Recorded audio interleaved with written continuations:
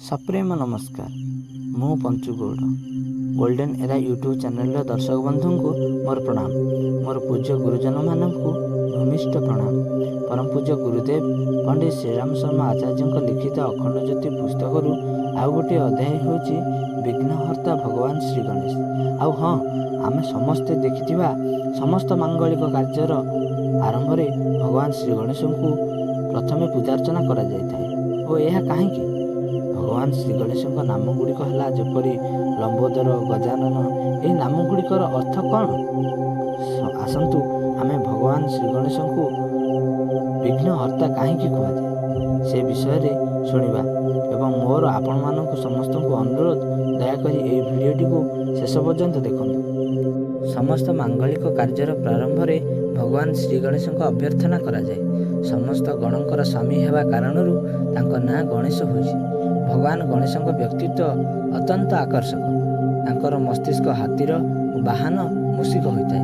तांकर दुई पत्नी रिद्धि और सिद्धि अटंती। ऋग्वेद उल्लेख अच्छी जे तांको माध्यम समस्त कार्यर प्रारंभ होता है। से होउछंती वैदिक देवता। भगवान गणेश उच्चारण वेदपाठ प्रारंभ होता है। गणेश आदिदेव अटंती। वैदिक रचागुड़िकरे तांकर अस्तित्व सर्वदा बजाय रही। गणेश पुराण में ब्रह्मा, विष्णु, शिवों द्वारा तांकर पूजा करा जिबा तथा उल्लेख रही। गणपति वैदिक स्तुति अनुसार गणपति ठारू ही सारा जगत उत्पन्न होता है। जगत तांको मध्य स्थित अटे और तांको मध्य ही लीन हो जाए। भिन्न भिन्न मतावलंबी निज निजर इष्टों पाई एकथा कहती, किंतु श्री गणेश निर्विवाद रूपे केवल भक्तर हृदय में पूजित नुहति, बरं आध्यात्मिक जगत मध्य प्रथम पूज्य अटंती। यह पछरे तांकर सर्वस्वीकार्यता रही। तुलसीदास जेतेबेले मानसरे विभिन्न अभिन्न आड़कू नेइछंती तो से रामचरित मानसरे राम कथा पूर्वर शिव कथा बखाणी। यही कथारे से श्री गणेश को अनादि रूपे स्थापन कर पंचदेव आराधना पद्धति सूर्य, विष्णु, शिव, शक्ति और गणेश रही था। गोस्वामी तुलसीदास रामचरित मानस माध्यम विभिन्न मतावलंबी एक करछंती। सूर्यवंशी राम विष्णु का अवतार अटंती। राम कथारे तुलसीदास शिव और शक्ति विवाह कर बाकी रहिले गणेश। तो से शिव विवाह बर बधू द्वारा गणेश पूजन कराती। एठारे प्रश्न उठुची जे माता पिता विवाह पुत्र किपरि आसिला? उत्तर गोस्वामी कहिसेंती संशय त्याग कर दियो, कारण तत्वतः गणेश अनादि। समस्त को एक सूत्र गुंथि गोस्वामी संशय त्याग करी गणपति को अनादि मानिबा पाई कहूथिबारु मने होछि जे गणपति अथर्व शीर्ष को ही दोहराउछंती।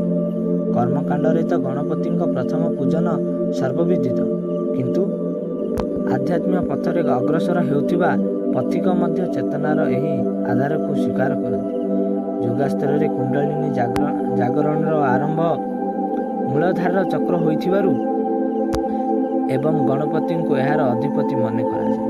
भारतीय दर्शन में अनेक तथ्यर समुचित समावेश हो जाए।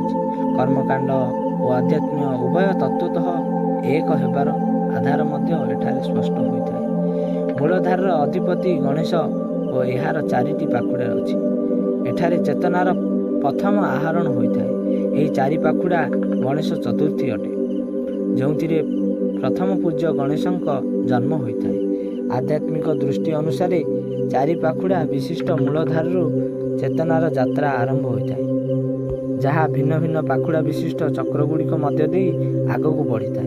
गणपति जन्मतिथि चतुर्थी समस्त तिथिर माता, कारण समस्त तिथि चतुर्थी ही प्रकट होता है। यही चतुर्थी सहित गणपति प्रकाट्य जोड़ी हुई रही, जहाँ आमको परम लक्ष्य पर्यंत नहीं जाए एवं संसार को व्यक्ति देवार सामर्थ्य मध्य से ही धारण करती।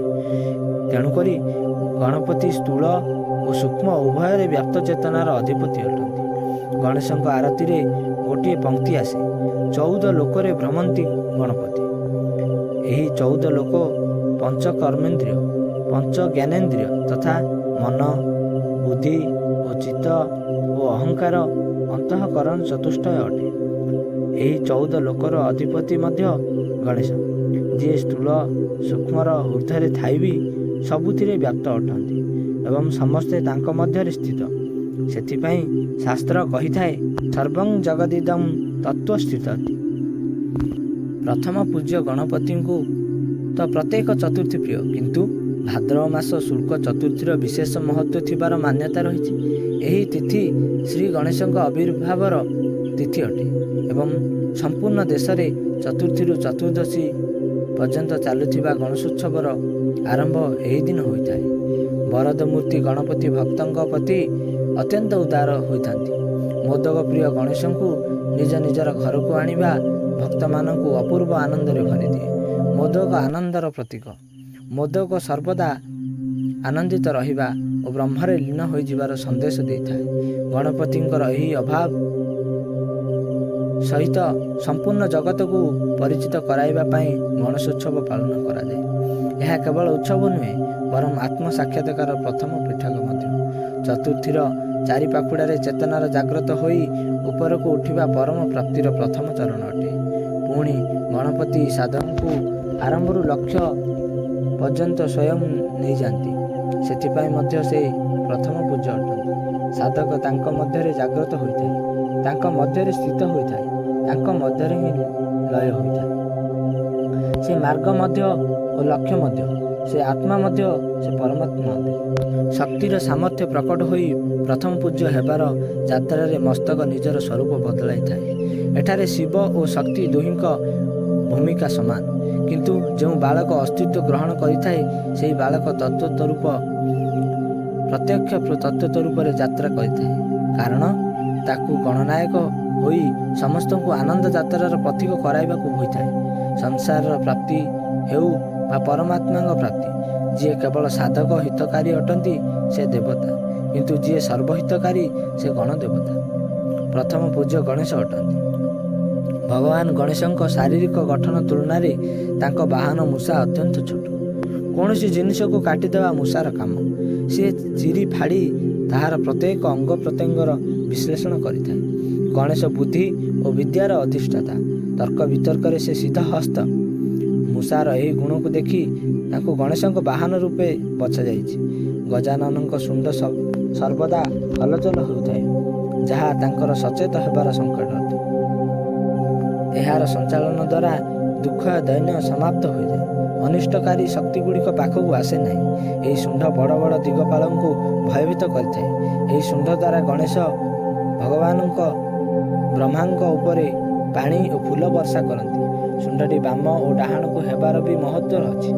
ସୁଖ ସମୃଦ୍ଧି ହେତୁ ତାଙ୍କର ଡାହାଣ ଆଡ଼କୁ ମୋଡ଼ି ହୋଇଥିବା ଶୁଣ୍ଡର ପୂଜା କରିବା ଓ ଶତ୍ରୁକୁ ପରାସ୍ତ କରିବା ଓ ଐଶ୍ୱର୍ଯ୍ୟ ପ୍ରାପ୍ତି ପାଇଁ ଆମ ବାମ ଆଡ଼କୁ ମୋଡ଼ି ହୋଇଥିବା ଶୁଣ୍ଡ ପୂଜା କରିବାର ମାନ୍ୟତା ରହିଛି। ଗଣେଶଙ୍କ ପେଟ ବହୁତ ବଡ଼, ଏଥିପାଇଁ ତାଙ୍କୁ ଲମ୍ବୋଦର କୁହାଯାଏ। ଲମ୍ବୋଦର ହେବାର କାରଣ ହେଉଛି ସେ ପ୍ରତ୍ୟେକ ଭଲ ଓ ମନ୍ଦକୁ କଥାକୁ ହଜମ କରିଦିଅନ୍ତି ଏବଂ ବୁଝି ବିଚାରି କୌଣସି କଥାର ନିର୍ଣ୍ଣୟ କରନ୍ତି। ସେ ସମ୍ପୂର୍ଣ୍ଣ ବେଦର ଜ୍ଞାତା, ସଙ୍ଗୀତ ଓ ନୃତ୍ୟ ଆଦି ବିଭିନ୍ନ କଳାର ବିଶେଷଜ୍ଞ। ତାଙ୍କୁ ପେଟକୁ ବିଭିନ୍ନ ବିଦ୍ୟାର କୋଷ ମନେ କରାଯାଏ।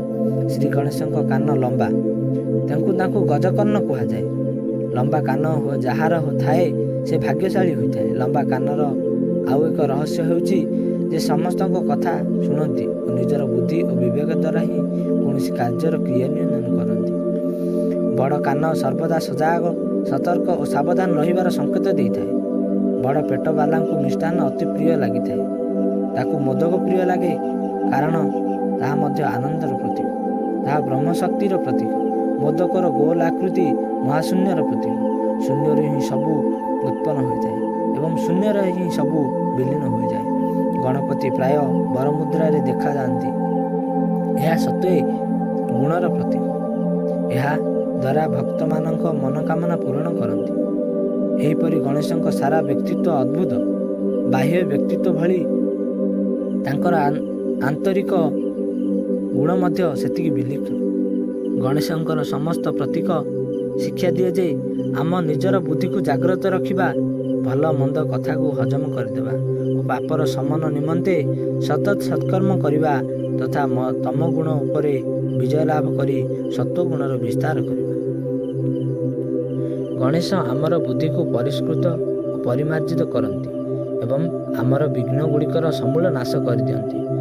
ଗଣେଶଙ୍କ ବ୍ରତ କରିବା ଦ୍ୱାରା ଜୀବନରେ ବିଘ୍ନ ଦୂର ହୋଇଥାଏ ଏବଂ ସର୍ବଦା ମଙ୍ଗଳ ହୋଇଥାଏ। ଏହି କାରଣରୁ ଗଣେଶ ଅର୍ଥାବିଶେଷରେ କୁହାଯାଇଛି ସେ ହିଁ ବ୍ରହ୍ମ ସ୍ୱରୂପ ଓ ନିତ୍ୟ। ଏଣୁ ଜୀବନର ସମସ୍ତ ପ୍ରକାର ବିଘ୍ନ ନାଶ ଓ ସୁଚିତା ଓ ଶୁଭତାର ପ୍ରାପ୍ତି ନିମନ୍ତେ ଗଣେଶଙ୍କର ଅଭ୍ୟର୍ଥନା କରିବା ଆବଶ୍ୟକ। ଗଣେଶ ଚତୁର୍ଥୀରେ ଆପଣମାନଙ୍କୁ ସମସ୍ତଙ୍କୁ ହାର୍ଦ୍ଦିକ ଶୁଭେଚ୍ଛା ଓ ଶୁଭକାମନା। ମୁଁ ଆଶା କରୁଛି ଆପଣଙ୍କୁ ଏହି ଭିଡ଼ିଓଟି ଭଲ ଲାଗିଥିବ। ତେଣୁ ଲାଇକ୍, କମେଣ୍ଟ ଆଣ୍ଡ ସେୟାର କରିବାକୁ ଆଦୌ ଭୁଲନ୍ତୁ ନାହିଁ।